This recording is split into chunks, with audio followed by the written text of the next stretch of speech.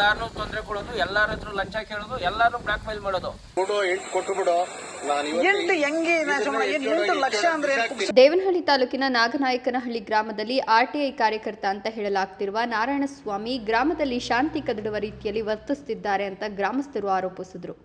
ಪದೇ ಪದೇ ಆರ್ಟಿಐ ಅರ್ಜಿಗಳನ್ನು ಸಲ್ಲಿಸುವ ಮೂಲಕ ಜನರಿಗೆ ಮತ್ತು ಅಧಿಕಾರಿಗಳಿಗೂ ಬಿಡದೆ ಮಾನಸಿಕ ಕಿರುಕುಳ ನೀಡುತ್ತಿದ್ದಾರೆ ಅಂತ ದೂರಿತು.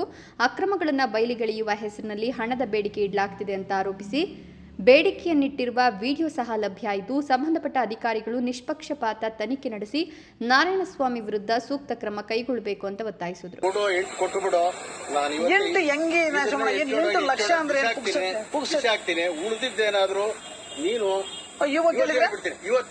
ಇವಾಗ ಹೇಳಿದ್ರೆ ಇದು ಕೇಸ್ ಫೈಲ್ ಮಾಡಕ್ಕೆ ನನಗೆ ಬಿಡು. ಏನ್ ಮಾಡ್ತಾನೆ? ಕೇಸ್ ಫೈಲ್ ಮಾಡಿದ ಹೇಳಲ್ಲ. ಮುಖಬಳಿಕೆ ಕೇಸ್ ಹೋಗಿದ್ದೇನೆ, ಸ್ಮಶಾನ ಹೋಗಿದ್ದು. ಮುಖಬಳಿಕೆ ಕೇಸ್ ಹೋಗ್ಲಿಲ್ಲ ಅಂದ್ರೆ ಸ್ಮಶಾನ ಕೇಳೋಣ ಯಾವನಿದ್ದು? ಸ್ಮಶಾನ ಕೇಳೋಣ ಯಾವನಿದ್ಲು?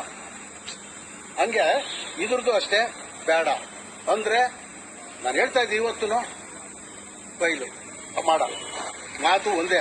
ಅವನಮ್ಮಕ್ಕೆ ನಾನು ಸಾಯಷ್ಟು ಇಂಥದ್ದು ಇದ್ರೆ ಮಾತಾಡ್ತಿದ್ರೆ ಯಾವುದೇ ಒಬ್ಬ ಸರ್ಕಾರಿ ಅಧಿಕಾರಿಗಳು ಇದ್ರ ಕಡೆ ಗಮನ ಕೊಟ್ಟು ದಯವಿಟ್ಟು ಆತನ ವಿರುದ್ಧ ಏನು ಸೂಕ್ತ ಕಾನೂನು ಕ್ರಮ ತಗೋಬೇಕು ತಗೊಂಡು ಆತನ ಅತಿ ಕಠಿಣ ಶಿಕ್ಷೆ ಆಗಬೇಕು. ಈ ಜನಗಳನ್ನ ಅಲ್ಲ ಈಗ ಆರ್ಟಿನಲ್ಲಿ ಅರ್ಜಿ ಹಾಕ್ತಾನೆ. ಯಾವ್ದು ನಾವು ಸ್ವಂತದ್ದು ಆತ್ಮದಾಕಲ್ಲ, ಇಲ್ಲ ಸಾರ್ವಜನಿಕರದಾಕಲ್ಲ, ಇಲ್ಲ ಗೋಮಾಳದಾಕಲ್ಲ, ಮತ್ತೊಂದಾಕಲ್ಲ. ವೈಯಕ್ತಿಕವಾಗಿ ಯಾರ ಮೇಲೆ ದ್ವೇಷ ಇರ್ತದೋ ಅವ್ರ ಬಗ್ಗೆ ಮಾತ್ರ ಆರ್ಟಿನಲ್ಲಿ ದಾಖಲಾತಿಗೆ ಅರ್ಜಿ ಹಾಕಿ ತಗೊಂತಾನೆ. ತಗೊಂಬಿಟ್ಟು ಅದ್ರಲ್ಲಿರೋ ಪಾಯಿಂಟ್ಸ್ ಇಟ್ಕೊಂಡು ನೋಡಿ ಇದರಲ್ಲಿ ವಜಾ ಮಾಡಿಸ್ತೀನಿ, ನನಗೆ ಇವಾಗ ಗೊತ್ತು, ಸಿಇಒ ಗೊತ್ತು, ಅಧಿಕಾರಿಗಳಿಗೆ ಗೊತ್ತು, ಇಲ್ಲಾಂದ್ರೆ ಲಂಚ ಕೊಡ್ರಿ ನಾನು ಕೇಸ್ ಹಾಕಲ್ಲ ಅಂತ ಆರ್ಟಿಐನ ದುರ್ಬಳಕೆ ಮಾಡಿಕೊಂಡು ಜನಗಳನ್ನ ಬ್ಲಾಕ್ ಮೇಲ್ ಮಾಡೋ ತಂತ್ರವನ್ನು ಉಪಯೋಗಿಸ್ಕೊಂಡು. ಗ್ರಾಮದ ನಿವಾಸಿ ಭಾಗ್ಯಮ್ಮ ಭಾವುಕರಾಗಿ ಮಾತನಾಡಿ, ಸುಮ್ಮನೆ ನಮ್ಮೆಲ್ಲರ ಮೇಲೆ ಪ್ರಕರಣಗಳನ್ನು ದಾಖಲಿಸುತ್ತಿರುವುದು ಮನಸ್ಸಿಗೆ ಹೆಚ್ಚು ನೋವಾಗ್ತಿದೆ.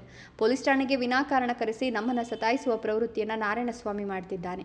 ಈ ಪ್ರಕರಣಗಳಿಂದ ಕೋರ್ಟ್ ಹಾಗೂ ಸರ್ಕಾರಿ ಕಚೇರಿಗಳಿಗೆ ಅಲೆದಾಡುವ ಪರಿಸ್ಥಿತಿಯಿಂದ ನಮ್ಮ ಕುಟುಂಬ ನೆಮ್ಮದಿಯಿಂದ ಇರಲು ಸಾಧ್ಯವಾಗ್ತಿಲ್ಲ ಅಂತ ತಮ್ಮ ಅಳಲನ್ನು ತೋಡ್ಕೊಂಡು ಕಣ್ಣೀರಿಟ್ಟರು. ನಾವು ಸಣ್ಣ ರೈತರಾದರೆ ನಾವು ತೋಟದಲ್ಲಿ ಕೆಲಸ ಮಾಡ್ತೀವಿ.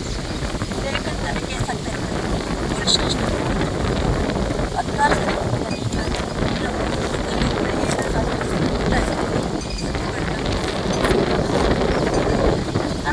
ಕೊಡ್ತಾನೆ ಬರ್ತಾ ಇದ್ದಾನೆ.